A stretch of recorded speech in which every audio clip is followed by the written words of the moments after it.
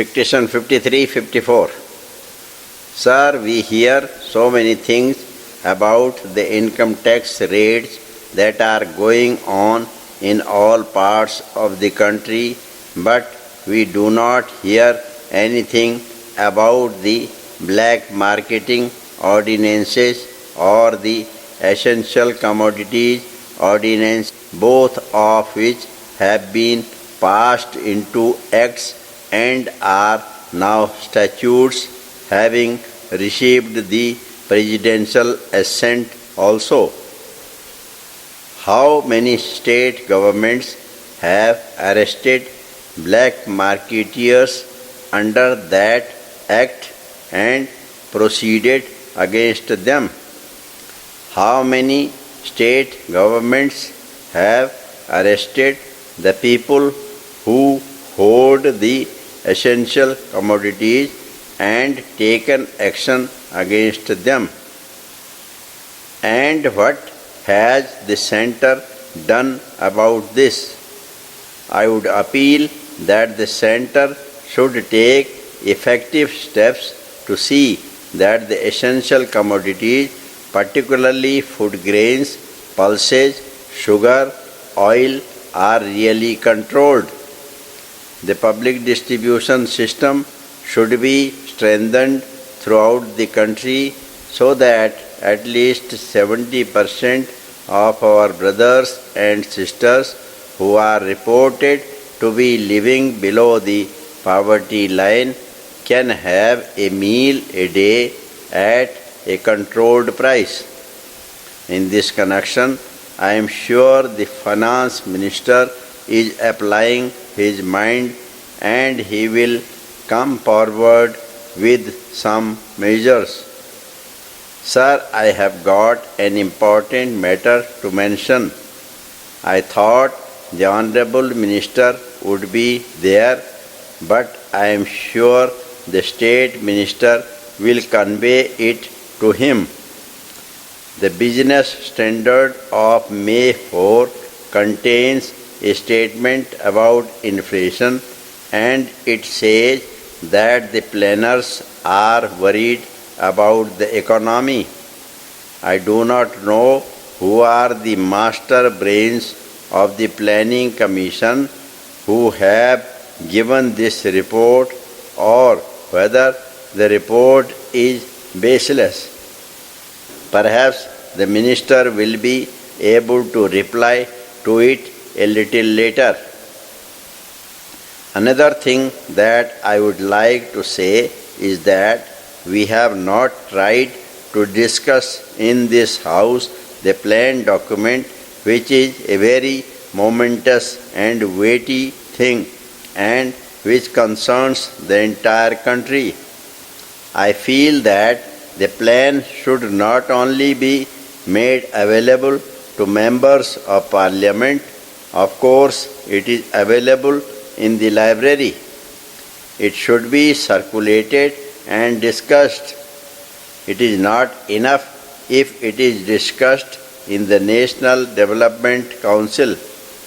It is a big and so momentous a thing that we as representatives of the people and of the states should also have an opportunity to say something on it and discuss it. Then, sir, I have something to say about cement, which is in acute short supply.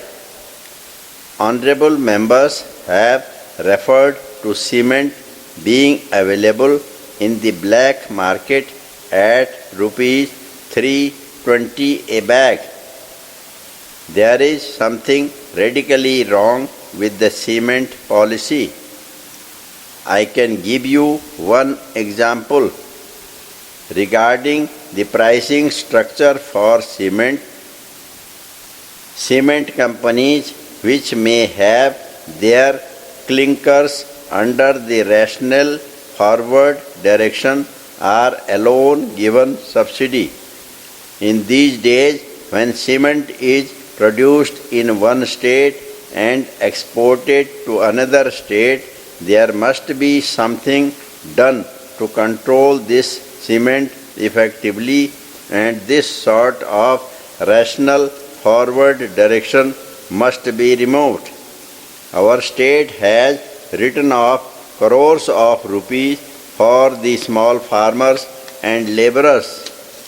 Sir, I stand here to oppose the motion moved by the Honorable Minister. It is not because I am opposed to the various concessions announced by the Finance Minister in the Lok Sabha. Many of the concessions are welcome, and many of the proposals in the Finance Bill are also welcome, particularly those which relate to the reliefs to be given to the common people. But I am opposed to the general scheme of finance. I am opposed to the basic concept of finance, and I am opposed to the general trends in the financial policy of the government as revealed in the Finance Bill. Sir, I will explain my position by referring to the general economic situation. It was after some stagnation in the economy spreading over a number of years that the recent growth has taken place last year and the situation has improved. But the improvement in the situation reveals two contradictory trends. On the one hand, there has been an 8% increase in agricultural production in the state sector. On the other hand, in the private sector, the same old trend of stagnation and even decline continues. According to the economic survey, the average rate of growth for the public sector as a whole, excluding the NTC mills, was close to 15% during the period April-December as compared to the corresponding period of the previous year. As against this, if we take the case of the private sector, we have two contradictory trends in the economy. On the one hand, agriculture has shown a better performance by raising production by 8%, and the state sector has put up an admirable performance by raising production by 15%, and we must congratulate both the peasants in the agricultural sector and the workers and the management in the state sector who have helped to bring about this increase in production. But in the private sector, we have the picture of stagnation and decline. Now, if this is the situation of our economy, the finance bill should contain proposals to reward the peasantry and the working class and the management of the state sector, and to punish or at least to discipline the captains of industry in the private sector. Unfortunately, the finance minister does just the opposite.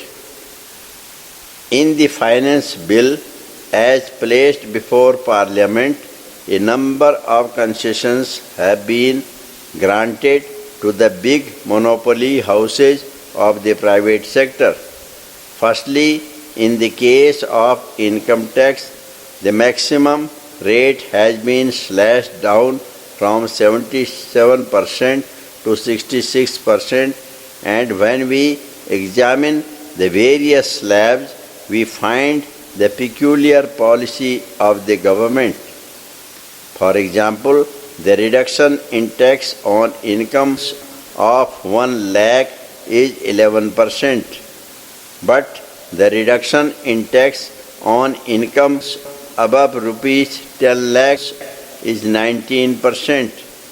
So the higher the income, the greater the reduction. I do not know what is the philosophy of the finance minister. अगर आपको हमारा dictation अच्छा लगता है, पसंद आता है, तो आप हमारे चैनल को सब्सक्राइब करना ना भूलें, जिससे कि आने वाला नोटिफिकेशन सबसे पहले आपको मिल सके।